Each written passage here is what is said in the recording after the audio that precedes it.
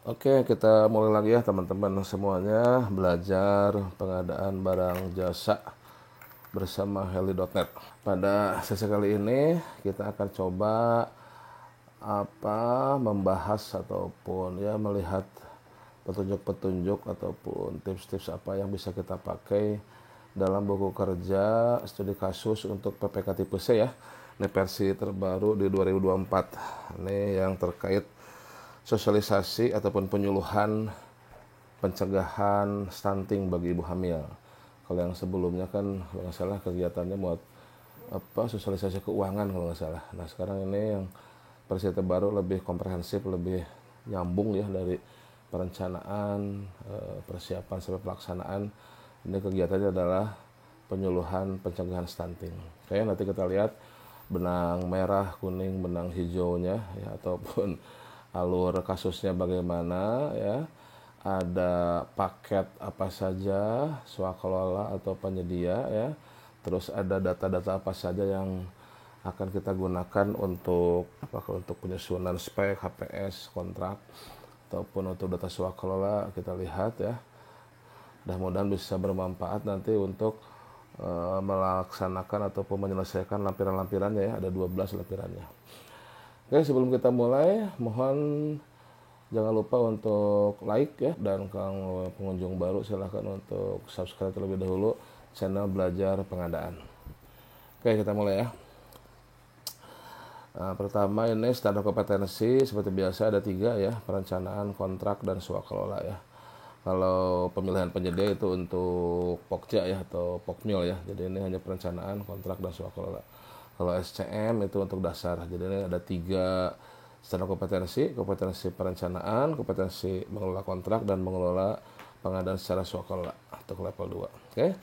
Kita baca sekilas ya, quick scanning skenario-nya ya. Dari Dinas Kesehatan Kota X tahun 2024 akan melakukan kegiatan penyuluhan pencegahan stunting bagi ibu hamil di 10 kecamatan sebagai berikut datanya. Jadi ada penyuluhan pencegahan stunting dengan peserta penyuluhan itu adalah ibu hamil. Terbayang ini ada 2.100 ibu hamil berkumpul ataupun ada ratusan, ada sampai 300, 330 paling banyak ya ibu hamil berkumpul di suatu kecamatan. Nah ini kecamatannya ada 10 ya, A, B, C, D sampai IJ dengan jumlah ibu hamil ini dari 100 sampai paling banyak 330 ibu hamil. Hati-hati ini. Oke, makanya pelaksanaan kegiatan akan dilaksanakan secara swakelola. Nah, jadi ini kegiatan ataupun paket besarnya adalah swakelola. Nah, yang mana pelaksanaannya adalah tanggal 18 Mei 2024 ya. 1 hari dengan melibatkan Ikatan Bidan Indonesia. Ini 18 itu pelaksanaan hari Sabtu ini ya. Nah, ini melibatkan IBI ya, karena tadi itu mengumpulkan banyak ibu hamil dalam suatu tempat, ini harus ada ya take care-nya, ini harus yang profesional ya. Nah, maka ini pelaksananya adalah IBI, Ikatan Bidan Indonesia. Oke. Nah, ini Bapak Ibu peserta pelatihan PPK tipe C sebagai PPK Dinas Kesehatan Kota X. Nah, sebagai PPK ini ya. Kerja PPK emang dari perencanaan sampai ke ujung pelaksanaan pekerjaan ya. Mudah-mudahan bisa maksimal ya. Oke. Kemudian untuk kegiatan swakelola ini, nah kan swakelola kan ada perlu dibentuk 3 tim ya, tim persiapan, tim pelaksana, dan tim pengawas ya. Tim pelaksananya dari IBI ya. Nah sekarang tim persiapan dan pengawasnya berarti dari PA-nya ya, dari dinasnya ya. Nah ini nama-nama tim persiapannya, ada Yoga, Nopi, Lisa. Tim pengawas ada Dani, ada Beni, ada Sinta ya. Kemudian tim pelaksananya dari IBI ada Okta, ada Dwi, dan ada Kartono ya. Kartoni, bukan Kartini ya. Kalau Kartini pahlawan perempuan kita, kalau Kartono itu kakaknya, ini Kartoni, ini tim pelaksana swakelola dari IBI. Oke. Selanjutnya, nah tadi itu berarti kegiatan globalnya adalah swakelola tipe 3 berarti ya, dengan Ormas Ikatan Bidan Indonesia tipe 3 swakelola. Nah, di dalam swakelola ini ada PDS, ada penyedia dalam swakelola nampaknya nih ya, ada penyedia dalam swakelola. Jadi dalam swakelola kita bisa menggunakan penyedia ya untuk alat, bahan, material ya kalau yang dibutuhkan. Nah, ini kita membutuhkan penyedia dalam swakelola adalah untuk makan minumnya nih, 1. penyediaan jamuan kegiatan. Nah, jamuan kegiatan berupa kudapan snack dan makan siang untuk ibu hamil. Jadi ada 2 sesi makan ya, makan snack sama makan siang. Agar ibu hamilnya nyaman ya, karena ibu hamil lapar lagi, waduh bahaya itu ya. Saya aja kalau lapar itu, waduh bisa bahaya. Oke, nah ini ibu hamil peserta kegiatan penyuluhan dengan anggaran berasal dari DPA, Dinas Kesehatan sebesar 140 juta. Jadi ada jamuan makan minum ya, jamuan makanan ya, jamuan kegiatan ya. Ini oleh berarti udah jasa lainnya ya, ini masuk jasa lainnya. Bukan jasa lainnya personil gitu, bukan jasa lainnya apa tipenya itu keterampilan memasak gitu ya. Jasa lainnya penyedia catering. Kemudian ada penganggaran kedua, ada penganggaran jasa konsultasi perorangan untuk membuat materi penyuluhan dan video kreatif tentang pencegahan stunting bagi ibu hamil. Nah, ini ya. Yang kedua jadi ada jamuan makan ya, kudapan dan makan siang. Serta yang kedua jasa konsultan perorangan yang konsultannya benar-benar usaha ya untuk membuat materi penyuluhan ya. Ini nilainya belum tercantum di sini terlihat ya. PPK Dinas Kesehatan Kota Ek, nah saudara-saudara sekalian yang dibantu staf, dibantu staf kalau ada stafnya ya alhamdulillah ya. Kadang-kadang stafnya juga sibuk dengan operasional teknisnya ya. Nah, kita maksimalkan stafnya ya. Nah, telah melakukan identifikasi kebutuhan dan analisis pasar yang diperlukan untuk menyusun spesifikasi teknis dan harga perkiraan penyedia serta KK konsultan. Nah, sudah. Ini berarti selanjutnya adalah data identifikasi kebutuhan nih. Data identifikasi kebutuhan. Jadi sudah ngobrol-ngobrol ya. Sudah ngobrol-ngobrol dengan usernya. Nah, ini bagus nih. Harusnya bisa user harus bisa memberikan informasi apa yang dibutuhkan. Bukannya sekedar mengandalkan dari KK perencanaan yang masih detail, yang masih global, yang masih kemplang. Nah, harus dijelaskan lagi nih apa butuhnya, speknya bagaimana ya. Kadang kan PPK tidak mengerti teknis kan, yang mengerti teknis adalah usernya kan, seperti itu ya. Nah, ini hasil identifikasi kebutuhannya, informasi didapatkan sebagai berikut. Nah, ini pertama untuk jasa catering makan minumnya ya. Pertama kualitasnya. Nah, silakan ya dibaca lebih detail. Makan siang nasi kotak terdiri dari makanan sehat, nasi berat 100 gram, sayuran berkuah, lauk hewani, ikan atau ayam atau sapi halal minimal 100 gram, lauk nabati, tempe, tahu bakwan, sayur perkedel, dan buah pisang, jeruk semangka. Nah, ini informasi dari user bahwasanya mereka butuhnya ini nih ya. Ya nanti dalam spek harus didetailkan ya bagaimana speknya untuk kualitas makanan ini. Kudapan atau snack terdiri dari 3 jenis, manis, asin, atau rebus, dan air mineral ukuran 300 gram. Kemudian kemasan berupa box yang tahan air. Nah, ini silakan nanti di spek, ini sebagai informasi awal untuk spek. Nanti di spek harus bisa didetailkan ini 3 jenis snack itu, manis, asin, rebus itu kira-kira apa ya, sesuaikan dengan kearifan lokal ataupun sesuaikan dengan asumsi-asumsi serta kondisi di lapangan ya. Nah, ini apakah bisa ubi itu kan, kacang atau apalah silakan. Kemudian ada ketentuan terkait masalah waktu nih. Pengiriman makanan dilakukan maksimal 30 menit sebelum jadwal pemberian makan siang dan kudapan snack. Nah, ini jamnya adalah jam 10 dan jam 12. Nah, tapi 30 menit harus sudah siap berarti. Nah, itu jangan sampai jam 10 baru datang. Nah, nanti makannya ya bisa terlambat seperti itu. Atau jam 12 baru datang, makannya bisa jam 1 ya. Nah, jadi setengah jam sebelumnya sudah siap ya, sudah ada lah di lokasi. Kemudian ada ada layanan ya. Nomor 3 nih, 1 orang petugas catering standby pada saat pembagian kudapan maupun makan siang di setiap lokasi gitu. Jadi di 10 kegiatan ada 1 orang petugas catering yang standby. Nah, itu terkait ini nampaknya 1, 2, 3 berguna sebagai informasi dasar untuk spesifikasi. Tapi tolong diingat ya, seperti buku kerja sebelumnya juga sama. Tolong kita gunakan. Jadi ini hanya buku kerja baru baru informasi awal lah. Ini ada bisa kurang lengkap dan memang belum detail, belum lengkap. Nah, silahkan bisa ditambahkan untuk asumsinya, bisa ditambahkan untuk kearifan lokalnya ya.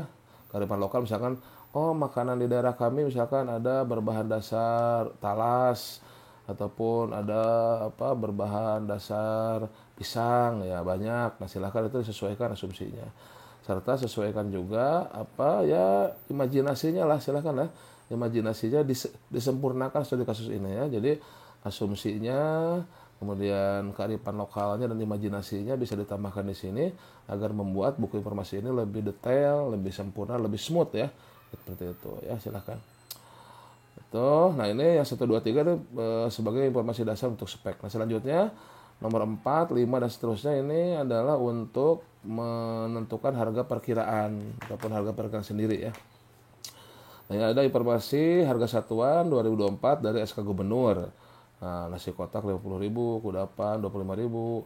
Kemudian kalau tadi kan standar harga ya, standar harga biasanya untuk perencanaan. Kemudian informasi kontrak sebelumnya nih yang tahun kemarin. Nasi kotak 44.000, kudapan 22.500. Nah, ini dari kontrak sebelumnya ya. Ada. Kemudian nomor 6. Nah, ini nomor 6 dari apa? Dari e-katalog ya. Hasil pengumpulan data katalog elektronik ya, betul, dari katalog elektronik. Nah, ini. Nah, dari katalog elektronik ada 3 CP nih, CP ABC. Nah, silakan datanya ya. Oke. Nah, anggap ini nasi kotak dan kudapannya tuh ya sudah sesuai lah dengan kebutuhan kita. Anggapan asumsinya begitulah.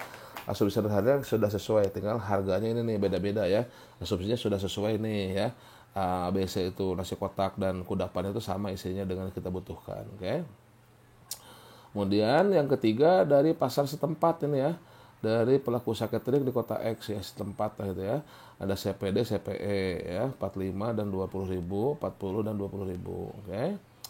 Nah, ini data untuk harga perkiraan ya. Nah, selanjutnya ada data selanjutnya itu pejabat pengadaan memilih CP. Nah, silahkan mau memenangkan CP yang mana, mau dimilih CP yang mana silahkan ya. Apa yang sesuai harganya, dan kalau spek ya dianggap sesuai lah, berarti sebetulnya penilaiannya ke masalah harga ini ya, masalah harga ya, silahkan. Ini kita ya kembangin aja lah imajinasinya, mau siapa yang mana silahkan. Sebagai calon penyedia untuk melaksanakan pekerjaan jasa catering ya, untuk kegiatan penyuluhan pencegahan stunting. Oke. Kemudian PPK dan penyedia tanda tangan kontrak, bentuknya SPK pasti ya, karena nilainya kan di bawah 200, pengadaan langsung ya, untuk melaksanakan pengadaan jasa cateringnya ya, seperti itu. Oke. Nah, kemudian ini ada informasi terkait permasalahan di lapangan nih. Ini mungkin nanti untuk evaluasi ya. Untuk evaluasi di lampiran berapa tuh ada tuh ya. Nah, ini ada kekurangan, yaitu pertama pada Kecamatan C, CP yang menang tadi menyajikan makan siang melebihi waktu dari jadwal yang ditentukan, yaitu jam 12.30 karena mobil mogok. Kemudian di Kecamatan I dan J ada apa temuan tidak ada petugas yang standby di 2 kecamatan, tidak ada petugas seperti itu. Oke. Nah, itu data untuk apa pelaksanaan kontrak nih, monitoring ya.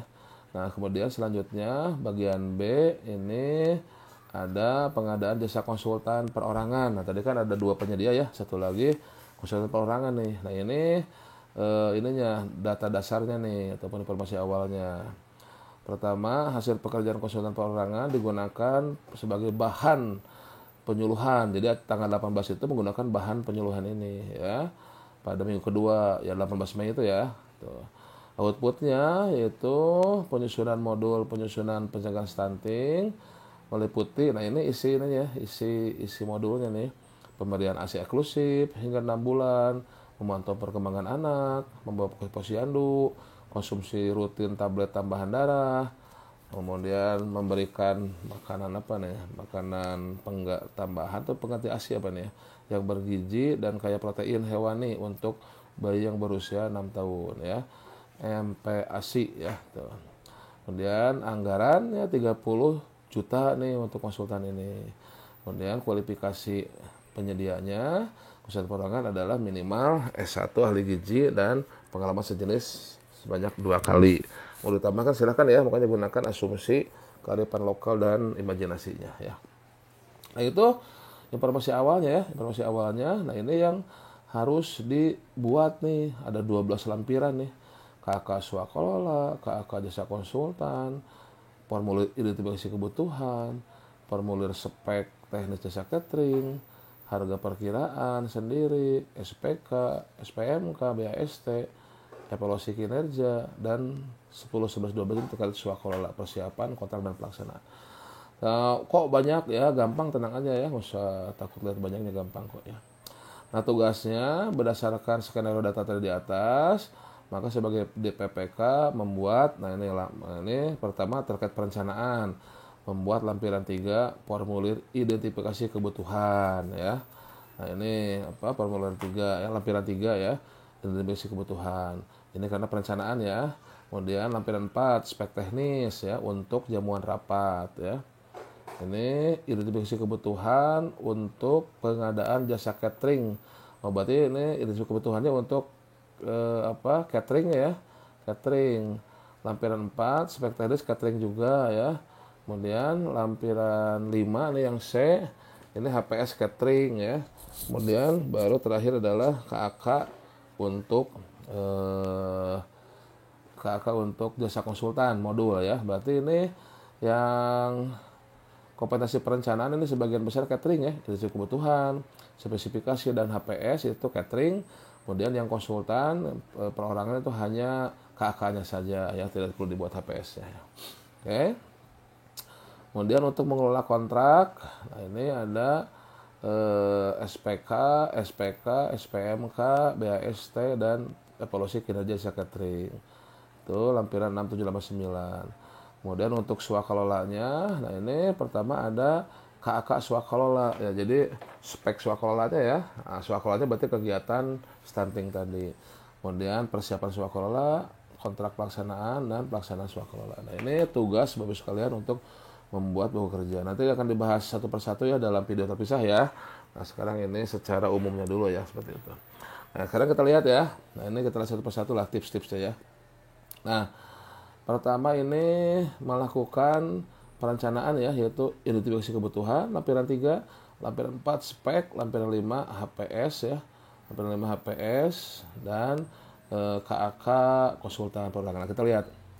Nah, berarti ini kita membuat identifikasi kebutuhan catering. Nah, ini. Nah, identifikasi kebutuhan catering ini berarti datanya nih, kualitasnya. Nah, dibuat dalam formulir identifikasi nanti ya. Formulir berapa tadi? Formulir 2 atau berapa? Lampiran 3 ya. Lampiran 3. Nah, ini datanya ini nih. Nah, ini datanya nih. Nah, ini yang kebutuhannya nih. Ini kebutuhannya nih. Oke. Jadi kebutuhannya ini, nah ini berarti dituangkan dalam lampiran 3 nih, identifikasi kebutuhan. Nah, selanjutnya dalam perencanaan disuruh membuat lampiran 4 spek teknis jamuan rapat. Nah, dari kebutuhan ini tuangkan nih dalam spek teknis. Tuangkan dalam spek teknis. Tentunya harus lebih detail dari sini ya. Nanti dalam spek teknis itu sudah ditentukan nasinya apakah nasi pulen beras Cianjur gitu misalkan ya, atau nasi merah, atau nasi standarnya bagaimana tuh. Kemudian sayurnya sayur apa, lauknya mau apa nih, ayam, ayam, ikan atau sapi ya. Nah, yang dipilih yang bagaimana, apakah tiga-tiganya atau 2 atau hanya ayam aja atau bagaimana nih. Kemudian lauk nabatinya juga ya, tempe, tahu, bakwan, perkedel, apakah ini semuanya atau hanya tempe, tahu saja atau bagaimana, tentukan nih spesifikasi detailnya. Buahnya juga nih, pisang, jeruk, semangka, satu saja, pisang saja, jeruk saja, atau 2 atau bagaimana seperti itu. Nah, ini dalam speknya didetailkan. Ingat komponen minimal spek ya, ada kualitas, kuantitas, waktu, lokasi ya, dan layanan, dan lihat juga ketentuan spek dalam pasal 19. Nah, ini ya. Kemudian ini ada spek waktu ya, dan spek layanan. Nah, ini tuangkan spesifikasinya. Kemudian lampiran selanjutnya adalah HPS. Nah, ini HPS ada, nah datanya ini nih. Ada dari kontrak sebelumnya ya, dan harga perencanaan ya, SK gubernur ya, harga satu perencanaan ya, dan di katalog dan di penyedia sekitarnya. Nah, ini untuk HPS-nya seperti itu. Oke. Kemudian apa lagi tadi selanjutnya di perencanaan setelah HPS. Untuk konsultan ini hanya KAK-nya. Nah, kalau konsultan KAK-nya datanya ini kan. Nah, yang ini dibuat KAK-nya dari sini datanya ya. Sebentar. Jadi pada intinya ada 3 paket ya, ada 3 paket kegiatan kurang lebih. Ada swakelola penyuluhan stunting, pencegahan stunting. Kemudian ada penyedia jamuan rapat atau catering. Kemudian ada jasa konsultan perorangan untuk pembuatan modul ya, seperti itu. Jadi ada 3 itu. Oke. ada swakelola tipe 3 oleh IBI, yaitu kegiatan penyuluhan pencegahan stunting. Kemudian ada jamuan makan minum ya untuk penyelenggaraan tanggal 18, dan ada konsultan perorangan penyusunan modul. Ada 3 paket itu. Oke. Itu untuk perencanaan. Kemudian untuk mengelola kontrak, nah ini SPK, SPMK, BST ya. Nah, dan evaluasi silahkan ini nanti semuanya ini untuk ini ya, untuk catering semua kayaknya nih, SPK, monitoring, BST dan kinerja ini semua untuk catering semua. Ini untuk paket penyedia catering semua. Kemudian terakhir untuk swakelola. Nah ini swakelola yang untuk kegiatan penyuluhan stunting pada tanggal 18 Mei itu untuk ibu hamil ya. Nah KAK-nya persiapan kontraknya dan pelaksanaan swakelola. Nah ini penyelenggaraan swakelola tipe 3 dengan IBI seperti itu. Oke, kurang lebih gambaran seperti itu. Nanti ada pertanyaan kadang berapa nilai swakelolanya sini kan ya. Berapa nilai swakelolanya. Nah, di sini memang belum ada nih informasi berapa nilai swakelolanya. Bapak Ibu silahkan gunakan ilustrasinya atau asumsinya. Ya, kurang lebih nanti disesuaikan dengan ada kan RAB dari IBI ya, RAB usulan biaya dari IBI. Nah, berarti RAB swakelolanya kurang lebih di situ. Misalkan kalau Bapak Ibu bikin RAB IBI itu sekitar 100 juta, ya berarti anggaran swakelolanya misalkan ya bisa 110 juta, misalkan kurang lebih seperti itu. Jadi di sini memang tidak ditentukan. Jadi silakan bisa menyesuaikan dengan anggaran dari IBI seperti itu ya. Untuk nilai ataupun anggaran untuk swakelolanya. Itu suka ada pertanyaan begitu ya. Kemudian juga suka ada pertanyaan ini kenapa nggak swakelola tipe pertama? Ya sesuai suka ini. Ya ini tanda kutip asumsinya bahwasanya di penyuluh dinas misalkan masih kurang, sehingga digunakanlah dari Ikatan Bidan Indonesia. Gitu. Yang pada intinya silakan ini tadi itu ya, ada swakelola penyuluhan, ada penyedia makan minum, dan ada penyedia modul ya. Itu garis besarnya.